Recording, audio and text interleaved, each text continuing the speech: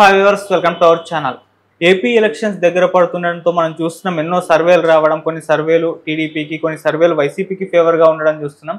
అయితే సర్వేలతో పాటు కొంతమంది జ్యోతిష్యులు కూడా వీళ్ళ జాతకాలు చూసి వీళ్ళు గెలుస్తారని చెప్పడం చూస్తున్నాం. అటువంటి కొంతమంది జ్యోతిష్యులు వీళ్ళ జాతకాలు చూసి ఏం చెప్పారు, మరి ఎవరు అధికారంలోకి రాబోతున్నారు అంటున్నారు. సో ఇదే అంశం మీద డిస్కస్ చేయడానికి ప్రజెంట్ మనతో పాటు సీనియర్ జర్నలిస్ట్ జయదేవ్ గారు వారితో డిస్కస్ చేద్దాం. సార్ నమస్కారం. సార్ నమస్తే సార్. ఏపీ ఎలక్షన్స్లో మరి చంద్రబాబు గారి అండ్ జగన్ గారి వీళ్ళ జాతకాలు చూసి వీళ్ళు వస్తారు, కూటమి గెలుస్తుందని కొంతమంది, మరి వైసీపీ గెలుస్తుందని కొంతమంది జాతకాలు బట్టి చూస్తున్నారు కదా. ఈ జ్యోతిష్యులు వీళ్ళు చెప్పేటి నిజమవుతాయంటారా? మరి మీ ఒపీనియన్ ఏంటంటే, ఇద్దరు జ్యోతిష్యులు చెప్పడం చూస్తున్నాం, ఒకరేమో కూటమి వస్తుంది అంటున్నారు, ఒకరేమో వైసీపీ వస్తుంది అంటున్నారు. మీ ఒపీనియన్ ఏంటి సార్ వీళ్ళకు? నేను మొన్న కూడా ఒక ఫెమిలియర్ జ్యోతిష్యుడు చెప్పిన దాన్ని బట్టి కూడా నేను అదే చెప్పాను. ఇప్పుడు వస్తుంది, ఎవరు అభిమానికో వాళ్ళు చెప్పచ్చు, కానీ పర్టికులర్గా మరీ వాళ్ళు ఓడిపోతారు, వాళ్ళు నాశనం అయిపోతారు, వాళ్ళు గెలవలేరు, ఎట్లాంటివి కొన్ని వర్గాలకి మనసుకి ఇబ్బంది కలిగించే అంశాలు అవి. బట్ జ్యోతిష్యం అనేది కొంతవరకు ఉపయోగకరమే, కానీ ఇట్లాంటి విషయాల్లో చెప్పడం ఒకటి మోటివేషన్గా ఉంటుంది ఆ పర్టికులర్ పార్టీల వారికి, ఆ శ్రేణులకి. మరొక విషయంలో నిరాశ నిర్లిప్తత కూడా పెరిగిపోయే అవకాశం ఉంది. కొంతమంది ఇలాగే చెప్తారు, కొంతమంది ట్రాష్ రా, ఇవ నమ్మడానికి లేదురా అన్నారు. ఎందుకంటే కేసీఆర్ గారే అప్పుడు వస్తారని చెప్పి చాలా మంది చెప్పారు, రాలేదని అంశం ఒకటి. రేవంత్ రెడ్డి గారు వస్తారని చెప్పి చాలా కొద్ది మంది చెప్పారు, అది వచ్చింది ఒకటి. ఇప్పుడు కూడా కూటమి గెలుస్తారని చెప్పి సర్వేలు చెప్తున్నాయి.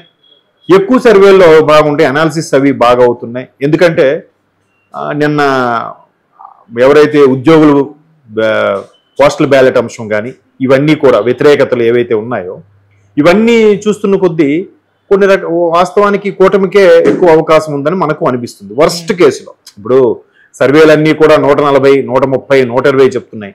అవన్నీ తీసేయండి, ఒక్కొక్క సర్వేలోంచి 20 తీసేయండి. 120 అని చెప్పిన 20 తీసేసిన 100 అయితే వస్తున్నాయి కదా కూటమికి.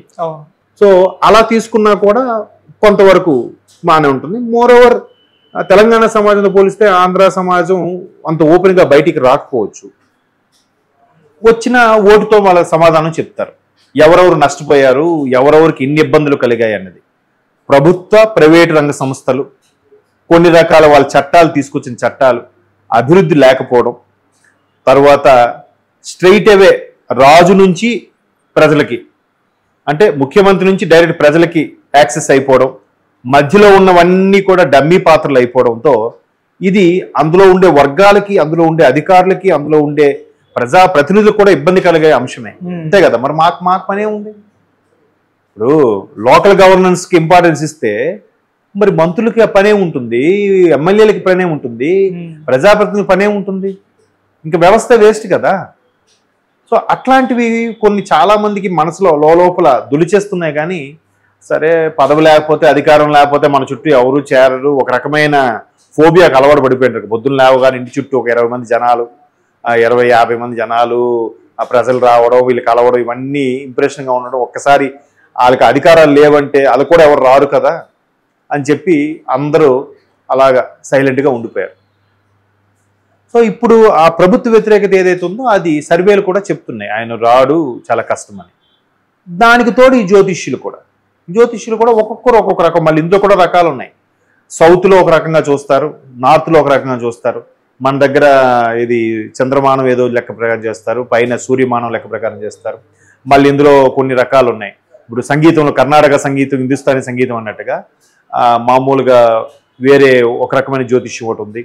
తర్వాత కృష్ణమూర్తి పంతులు గారి జ్యోతిష్యం అంటే ఏదో కేపీ ఆస్ట్రాలజర్ అంటారు అది.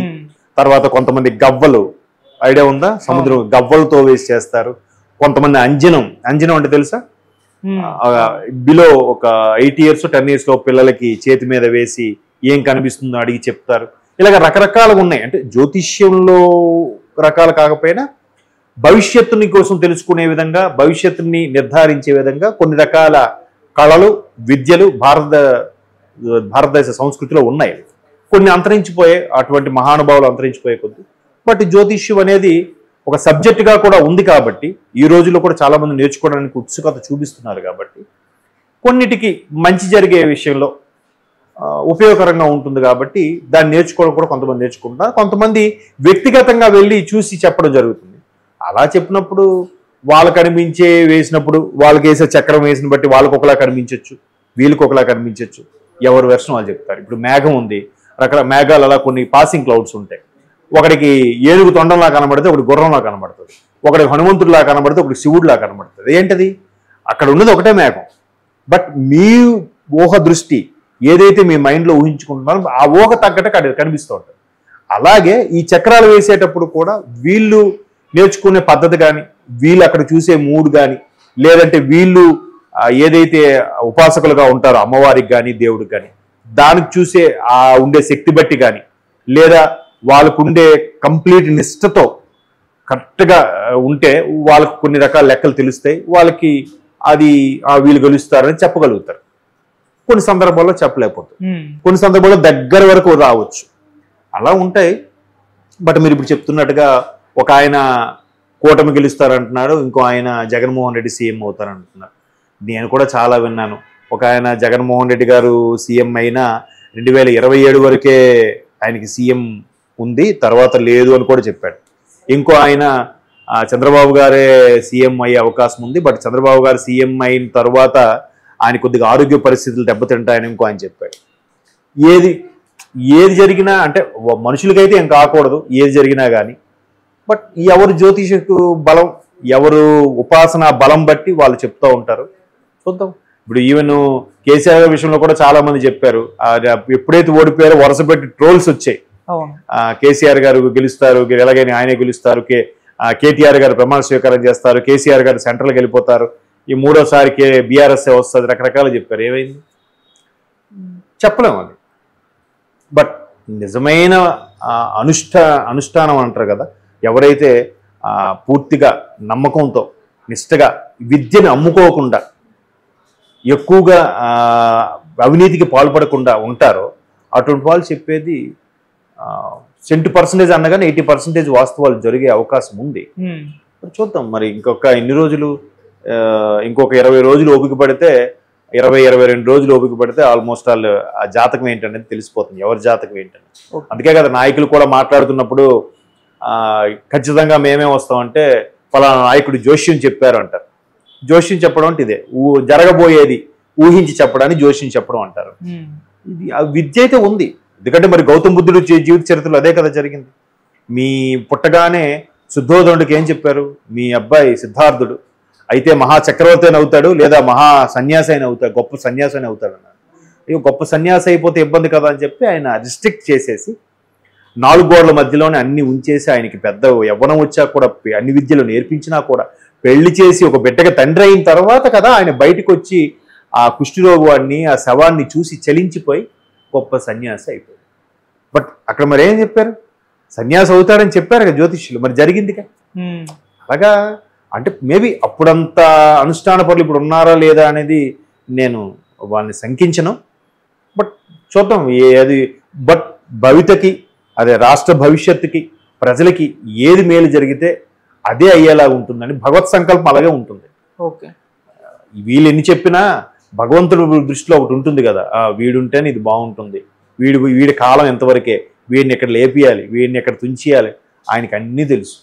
ఎవరికి ఎక్కడ వరకు లైఫ్ ఇస్తే బాగుంటుందో, భావితరాలకు బాగుంటుందో భగవంతుడు అలాగే చేస్తాడు. దానివల్ల ఇంటికి ఒక్కడే ఉన్న మిగతా వాళ్ళందరూ ఇంపాక్ట్ అవుతున్నారు కదా, అది ప్రాబ్లం అవుతుంది.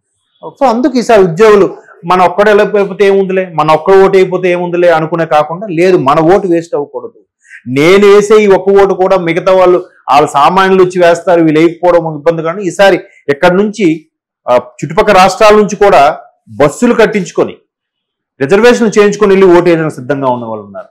అంటే ఎంత వ్యతిరేకత ఉందో, ఎంత కసి మీద ఉన్నారో మీరు ఊహించుకోవాలి.